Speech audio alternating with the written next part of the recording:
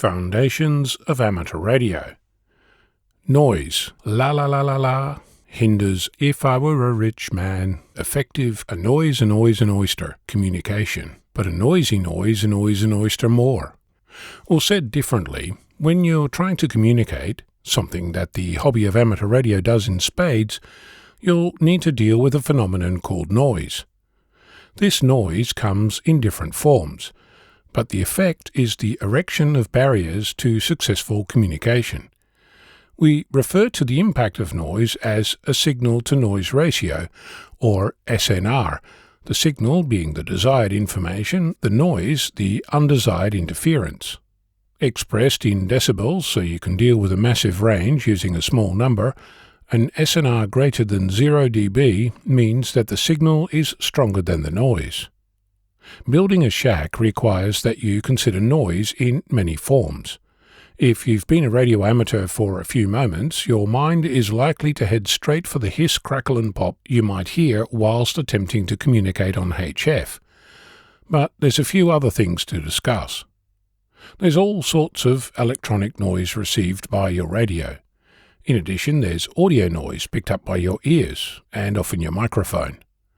Then there's the noise that you produce, either from your transmitter into the rest of the building, or from your mouth or speakers into the ears of the people you share the space with. Starting with audio, having a space that you can close the door on is a good way to limit the noise coming into and leaving your shack. An alternative is to wear headphones and generate text-to-speech, or pre-record your voice, ready for a contact, potentially ideal for contesting, not so much for free-form discussion.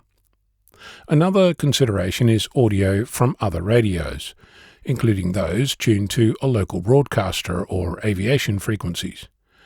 In other words, if you're transmitting with a microphone, make sure that there's no other audio coming through. In some cases, it's even illegal to transmit that audio, but in all cases, it's noise that makes communication more difficult. This kind of audio noise mitigation is pretty straightforward. In stark contrast, achieving the same with electronic noise is pretty much a balancing act between budget and effectiveness. The impact of noise is inversely proportional to distance. Essentially, the closer it is, the more impact it has. With that in mind, when you start dealing with noise, start nearby and work your way out. As you eliminate the nearby noise, other sources will become apparent. Without turning this into a noise mitigation class, the process is essentially one of elimination. First locate the noise source, then eliminate it. That's easier said than done. For example, if the noise source is a power supply sitting on your bench, you can turn it off, except if that power supply is the one powering your radio. So perhaps I should say, attempt to eliminate it instead. There's plenty of ways to have a go at this, and volumetric kilotons of content published on the subject, some of it even useful.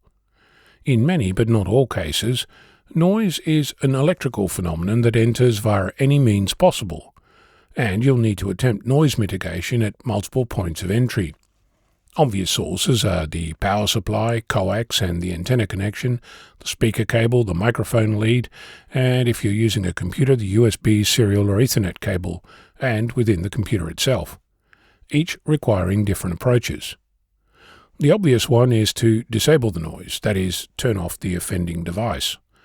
As I said, that might not be an option, but you can replace noisy gear or place it further away. There's isolation, using tools like ferrites and chokes to stop the noise from reaching your radio. Often in the form of a clip-on blob, you'll find these on things like monitor and USB cables. Place the ferrite as close as possible to the input of your radio. If it's loose on the cable, wind it through the ferrite. The tighter, the better. There's software solutions with varying levels of effectiveness. You'll find DSP or digital signal processing knobs and buttons on many radios. They're generally helpful for narrowband repeating noises, like the hum of an electric motor or power supply. There's tools that attempt to impose a noise on your signal that cancels out the noise, anti-noise, if you like, by receiving the noise, inverting it and adding it to your signal, thus, at least theoretically, eliminating it. Noise minus noise is silence. This can take the form of a device for noise coming in from the antenna, but it also applies to things like noise-cancelling speakers. In audio, this is called active noise cancelling. There's also a new crop of noise-cancelling software using AI or assumed intelligence that captures your signal, attempts to figure out what's noise and what's not, removes the noise and then feeds it back to you. Your mileage may vary, and if you break it, you get to keep both parts. Consider your privacy and security implications of sending your audio out the door to be processed. That's not to say that, at least theoretically, effective local machine learning models could be created to help with this. I've yet to see one. At some point, you'll hopefully reach a place where the noise inside your shack is no longer an issue. Then you'll discover your noisy neighbours with solar panel inverters, pool pumps, plasma televisions, broadband modems, kids' toys and pretty much anything electronic, purchased with no consideration whatsoever in relation to your hobby. I'm mentioning this because more often than not you'll have little or no control of those devices. You could cultivate your relationship with your neighbours and discuss your situation, but don't expect compliant hardware to magically solve all your issues. Antenna orientation, horizontal versus vertical, might assist, as might placement or distance from the noise source. It's why I suggested you start this journey with simple antennas, with plenty of room for evaluation and modification to suit the conditions. All this to point out that once you have the perfect shack, your work is only just beginning. But then I suspect that you already realize this. Like antennas, I will note that noise and its elimination is an integral part of this hobby.